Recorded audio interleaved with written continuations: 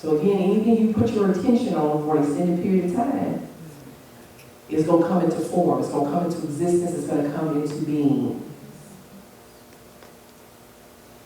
Okay?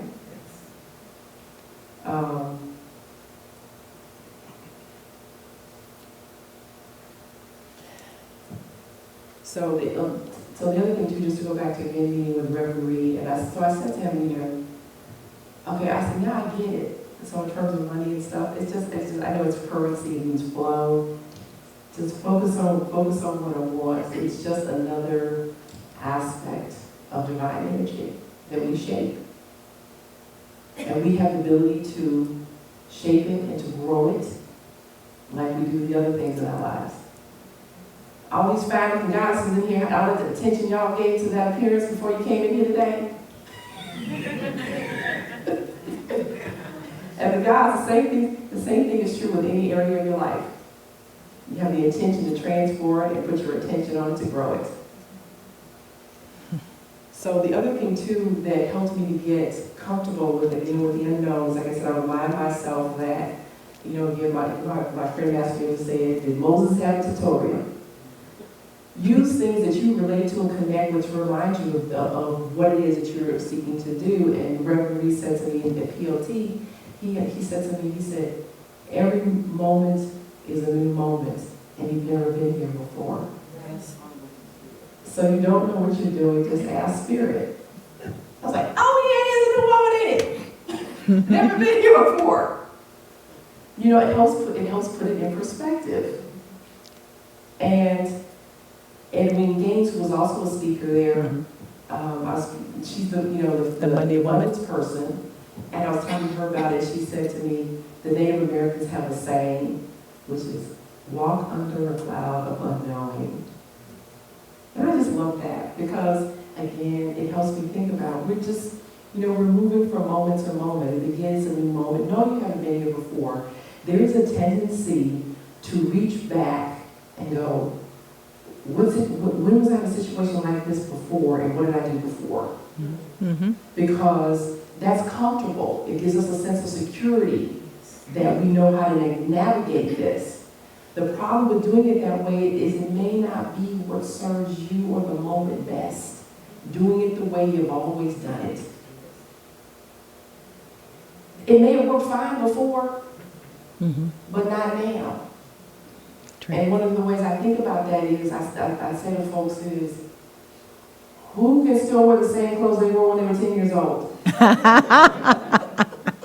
And if you can't, I want to see pictures. So know that every moment, every situation really is a new moment. And don't necessarily reach back for what you did before. Just ask Spirit, what's required of me? How can I serve? What can I do that will bring the best outcome? Those are the questions that you want to ask yourself. And that's how you get comfortable with that this is a new moment, this is unknown to me. I don't know how to do this, but my spirit does. If I will just align with and become one with that is the essence of who I am. So in terms of the roadmap, again, we're talking about, for me, what's really important, I'm talking about willingness. Be open to doing things a different way. And that means your consciousness and your heart. We already talked about being connected to Spirit and guiding you, being in that moment, and be willing to share your gifts. I touched briefly on non-attachment. I also want to talk to you about resistance or acceptance and non-judgment. When we resist the hard times are made harder by resisting them. Everything is temporary. Y'all know that, right? Yeah. Because everything is temporary, it has a beginning and an end. So that means everything comes to pass away. What you resist is like somebody you want to leave and you go up and grab them. you go grab them, start shaking them, hold on, start shaking them, hold on to it. It makes it hard for it to leave. Understand it's there for a purpose. What is it I need to learn from this? What is this here to teach me? How can I best serve this moment? And tell it to go in peace. Go in peace, my friend. Thank you for having been here to serve me. Go in peace. The judgment, you guys know what judgment is. And what I discovered about attachment is we're attached to things showing up and looking a certain way. Wanting it to be what we want it to be, when we want it to be, how we want it to be. Mm-hmm. I guess we know what the secret is. I discovered. It's all God anyway. So we don't need to be attached. Because whatever form we wanted it to show up in, once it has served its purpose and it's gone, God will just show up to somebody else. Now, I'll tell you something else I discovered too, and I'll go ahead and share this because I'm sure somebody in here needs to hear this. There are those who've experienced abandonment. And here's what I want you to know about that. People do not abandon you. You know why? Because they give you all that they were capable of giving you. And then they left.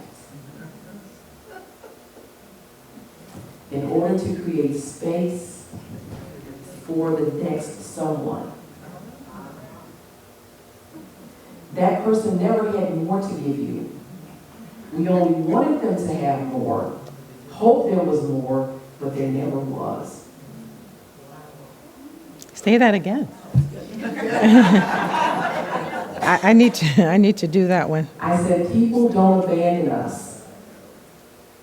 They give us all that they were capable of giving, and then they leave. We hope for more. Wish there was more, but there never was. They leave in order to create space for someone new. And frankly, I say someone new new someone that is giving to us.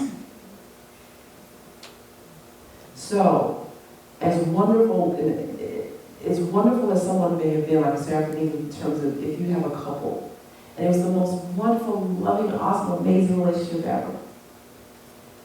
Usually somebody's leaving up out of here first. You're usually not going together.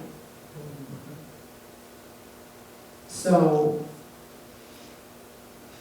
whatever they gave to you was what they had to give to you.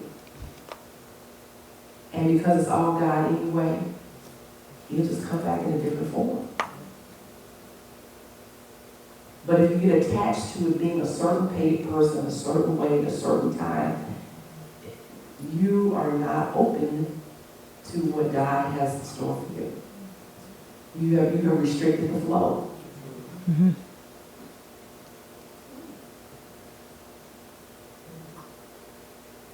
So as awesome as it was, I promise you God got more. He got some stuff you can't even imagine. Because I tell folks, do you think I thought I was going to be sitting up here talking to y'all today? If you'd asked me this 10 years ago. Or probably in August. In August, if you'd asked me this, the same thing is true. When you walked into that room. Absolutely. But I'm just saying, but even that's certainly true, absolutely is true. But I just thought I was going to be a doctor, y'all. I just thought I was going to be a doctor. And, I realized the importance of that, of my ability to heal other people. But I had no idea it was going to take on this. I had no idea until God shared with me a couple of years ago that He has for me to be on an international platform. So I find it interesting. He told me that, so I knew it was coming. But it's still interesting to me that it's happening here. First it was happening in the Caribbean. Now it's happening here. It's not really happening that much in the U.S. But He told me that, so it's okay. How can we get him to talk to us? You know what? We want to be big. And you know what? And here's the thing, that God speaks to all of us all of the time. The question is, and I was coming to you, thanks, because she gives such wonderful segments in such ways. Oh.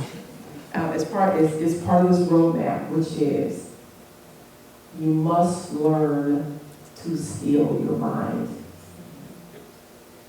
Okay? And to me, the simplest way, and I think of it like, with the training wheels. When you sit in meditation, the Buddhists call it monkey mind. Yeah. And it's jumping and running all over the place. Mm-hmm. It's talking all the time about something, anything, anybody. There's lint on the floor, on the carpet. Did you see the sun? It's cloudy outside today. It's going to be terrible. It's going to be awful. I need some food today, but that's too much. I don't like that. Did you see how she was dressed, girl? Did you see her hair? it's talking about all kinds of things all the time. So when you sit in stillness, whether it's in nature, like there's times where I've written some lovely poetry, sitting at my breakfast bar, looking out at the backyard. So whether you sit in nature, whether you're sitting on a pillow, whatever, it just takes practice. And a simple mantra that I use, mantra means mind tool, is so hum. Yeah. And it means I am. So on the inhale it's so, and on the exhale it's hum. And you can do that at any time or any place.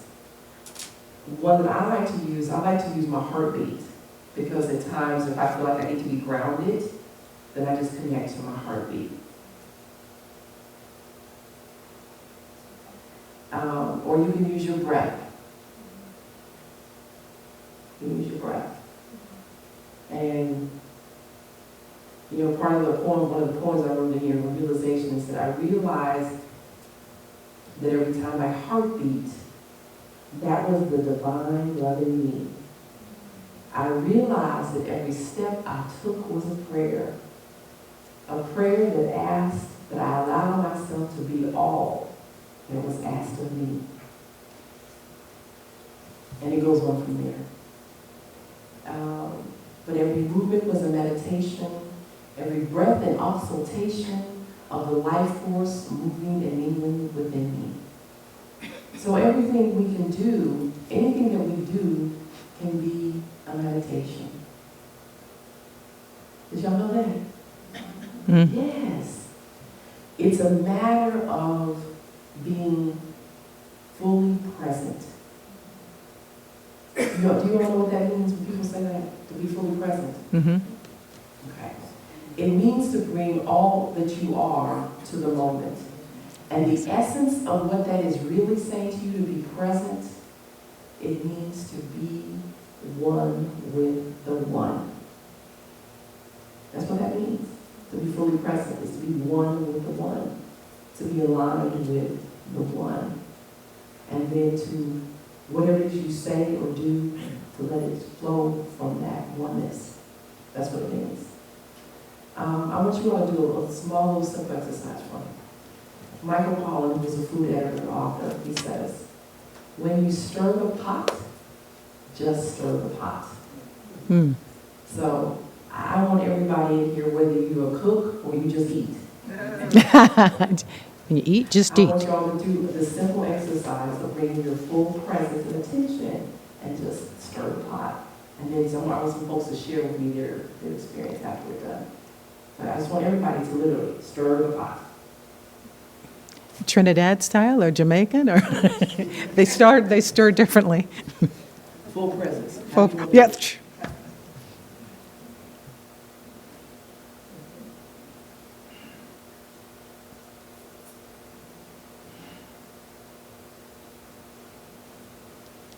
All right. Anybody want to share their experience with me doing that?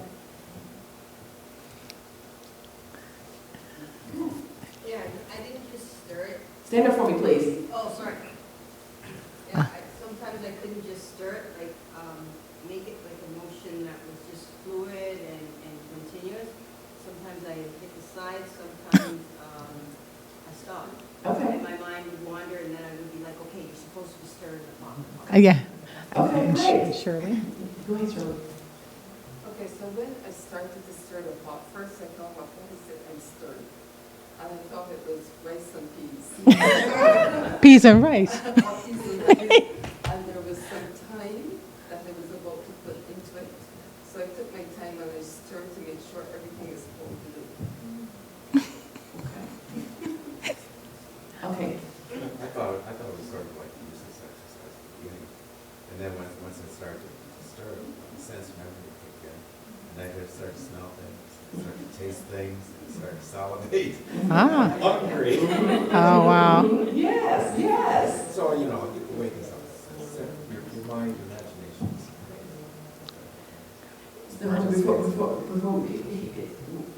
Here's what's happening. In that moment, you are fully engaging all that you are. That's what's happening. One of the things that happens for me, frankly, when I do that, is the hairs on my forearms will start to stand up. It will stand up. And the reason that happens is because when I'm bringing my full presence to that moment, I'm then starting to pick up extra sensory, the energy that's around me, that I'm not in tune with when I'm living up in my head, which is what many of us do. You're living in your head when you're thinking about the past, recreating it, or projecting what your future is going to be. That's up here in your head. That doesn't occur anyplace else because it's not going on in the moment.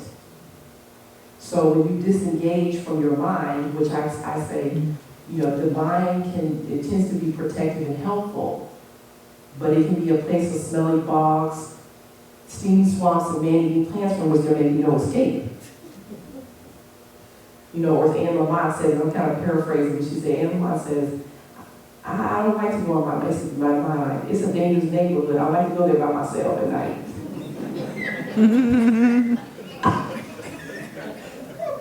So, and that's where most of us live, in our heads. So when you bring your full presence and attention to the moment, then you start to engage multiple senses, but including that one that is beyond the five senses, i.e. divine essence. Okay, there was a lady over here. Yes. At first, when I began stirring, I was thinking figuratively. I'm stirring up trouble, you know, that kind of stirring.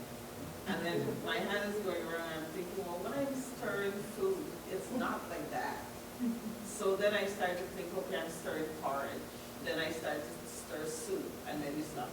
Okay. Yes, but and see, here's the thing, you all are instinctively doing that I didn't tell you to do, because y'all are instinctively doing which is wonderful, which is, again, because you've got monkey mind generating all these thoughts, it'll wander off from what it is you're doing. So whether it's in stillness and sitting in the park, or it's you sitting on a pillow, meditating, whatever your mind goes away to, just bring it back. Mm-hmm. Just bring it back, just go. Okay, you don't go, I shouldn't be doing it this way, I can't get it right, that's the way, don't, just go, okay, and just bring it back. Like everything, it takes practice. We all start off this life as novices, we all start off as a baby. In order to go from novice to expert to mastery takes practice. I practice medicine, athletes go to practice, you gotta practice. Mm-hmm. Okay? But use that. So understand that anything you do, turning a page, putting one foot in front of the other, washing a dish, that's one of my favorites, frankly. And you get to feel the water and the soap and the dish. And just drink, it's just, washing the dish becomes magic, man. Because it's just the most amazing thing when you bring your full presence. Yeah. Divine presence and your essence, you're engaging all of that to what you consider something as simple and mundane task. Mm-hmm. It's transformative. Mind sweeping. Yeah. Just Yeah. Nice So, feeling. one of the other things I do, in the movie in After Earth, which is Will Smith and Jaden Smith, Jaden really has to overcome his fear in order for them to survive.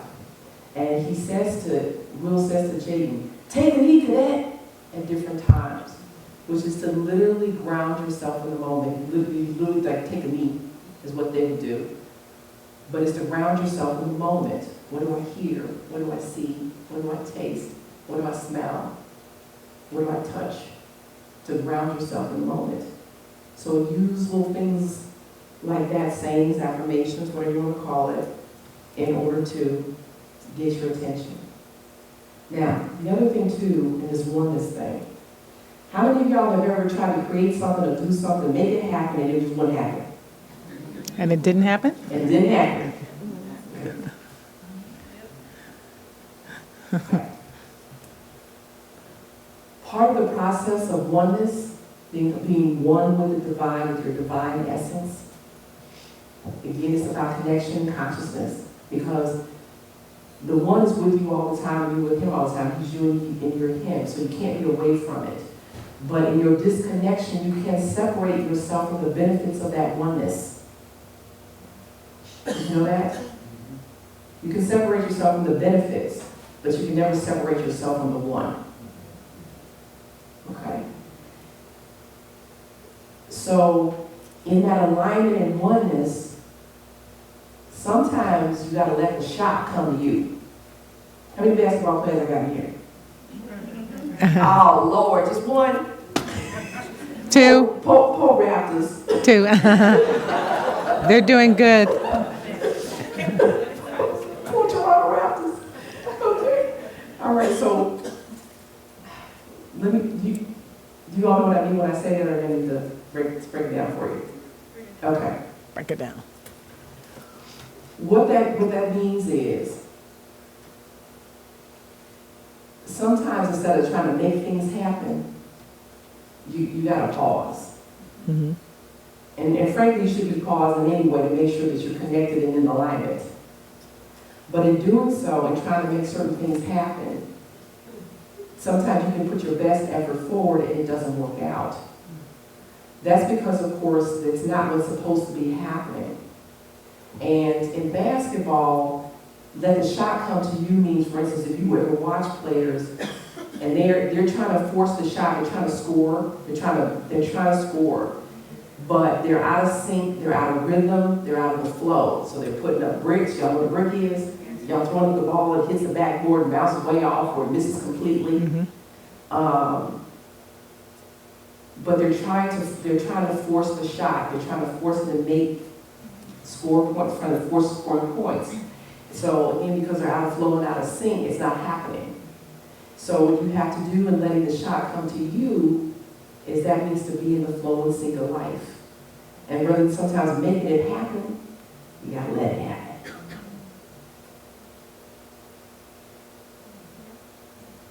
Ariana Huffington says that life is a dance. 90% is about allowing it to happen, which is God's part. 10% is hers, and she's got to do my 10%, 100%. But yeah, sometimes, ladies, y'all know what I'm saying. When I say you gotta let the shot come to you, you gotta let the man come to you. You can't chase them. Oh. Well, let me say this. If you do chase them, you're gonna get a different outcome. More than likely, it's not gonna be the one you want. So you gotta let the shot. Sometimes you have to let the shot come to you. Okay. The other thing fundamentally is just have a sense of wonder and awe about life. It is the most amazing thing when you are in oneness or alignment with the one. Like I said, you'll find things you consider mundane and boring will just be wow. Mm-hmm. Wow. And those kinds of things build your experience. Those kinds of times Build your experience with the one so you get to know who he is. So, again, know that you're one with everything. It is imperative that that is based upon your experience with the one. You have to practice. You have to do the things that are necessary to have that. You know, when you are in oneness, you then can allow the magnificence that is within you, the divine magnificence that is who you are and is all you've ever been, to manifest through you, to flow through you. That's what allow means. That then determines the magnitude to which that divinity shows up within you, manifests in the world. You transform your life. You transform generations of your family. And you transform the world. So I just have one chapter to read that I want to read with you as the final one. And the thing I want to share with you about this is one, frankly, where it's chapter 22, which is called the fullness of the divine. I mean, actually it's called full bloom, excuse me. Chapter 22 is called full bloom. When I sat down to write this, I thought I was expanding upon chapter 20, which is called Broken Open. But in doing so, before I sat down, I was like, God, my mind is too jumbled. Help. And just as another little side note, prayers don't have to be complicated. No, they don't. You say, help. You can say, help now. It's me again. Yeah. But when you ask for help, be clear that who you're asking, because it's going to show up pretty quick. And be clear that you really want what it is you're asking for. Because you might be going, wait, hold on, can I take that back? I think he was going to do it that way. So be mindful what you're asking for help for. Because like I said, when I look back at this time, I can look back now and see how things unfolded and happened for me to be sitting here with you all today. Initially, I was saying that I didn't ask to write this book, and I was like, well, when I look back, I guess, yeah, actually I did, because I asked for something more meaningful. See what I mean when I say be clear about what you're asking for? And then I actually even remember in my early 20s doing a series of classes, and there was an African-American female who was a trainer. I don't remember her name, but she's a powerful sister, and I remember sitting in the audience going, I like to do that. I was like, but no, you got to stay on track of going to medical school. And I know I've always written and spoken well, but again, I thought I was going to medical school. That's where my heart was. That's where my desire was. And of course, now I can look back and see that all of this was happening to lead me to this moment. Mm-hmm. And again, it happens when we're open. Now, the other thing too, I'll just share, if you all want to hear it, I'm going to read the one that I plan to read to you. And if you actually want me to read the poem that Ms. Risha, with her rum punch self, was drinking, wants to hear, I'll read that too. You recited it without even looking in the book that night. I did. But yeah, so with full bloom, like I said, I wrote the first sentence, and I said help. I said, because my mind is too jumbled. And the next thing I know, God, the divine, universal source and creator of all there is, gave me all the rest of this, word for word. The flower blossomed, the petals opened, and I emerged. It was my true self, the one the divine had sent and always intended me to be. It was joy, it was grace, it was amazing to behold. The witnessing of God's intention come to fruition. There's no greater force than creation from the master of all that is. See his intention made manifest as life was blown in and everything took shape. We took shape and were suddenly here amongst everything, amongst all other life. How awesome to behold! He creates, we create, and with the same vision, the same care, the same reverence because we understand our oneness, wholeness, and responsibility to create like Him.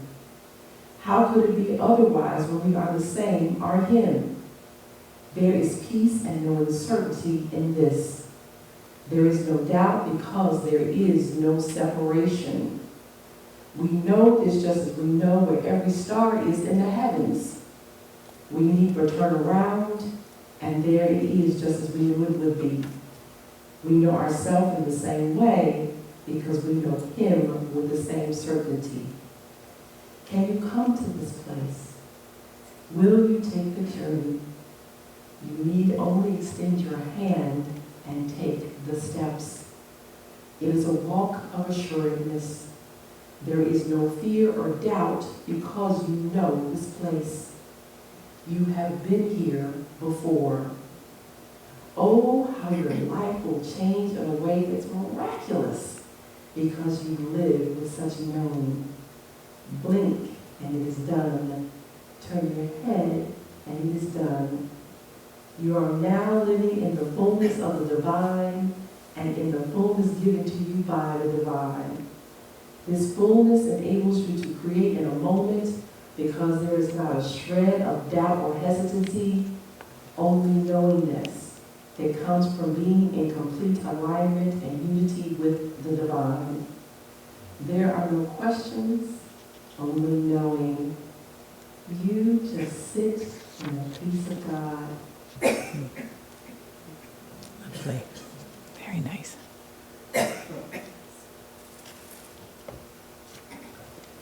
So, there is so much greatness within each and every one of you. God made you all as Him, the individual expressions of that divine universal energy, for a given purpose, to live in oneness, to transform yourselves, your families, and the world. Will you step into the fullness of that oneness today? So anyone have any questions?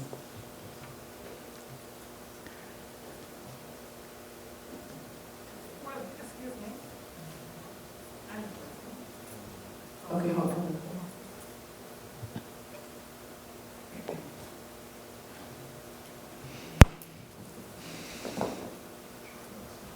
Testing 1, 2, 3.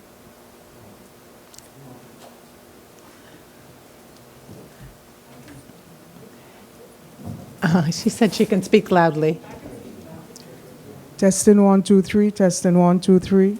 I think that works. Question, I can repeat it for people. Go ahead and ask the question.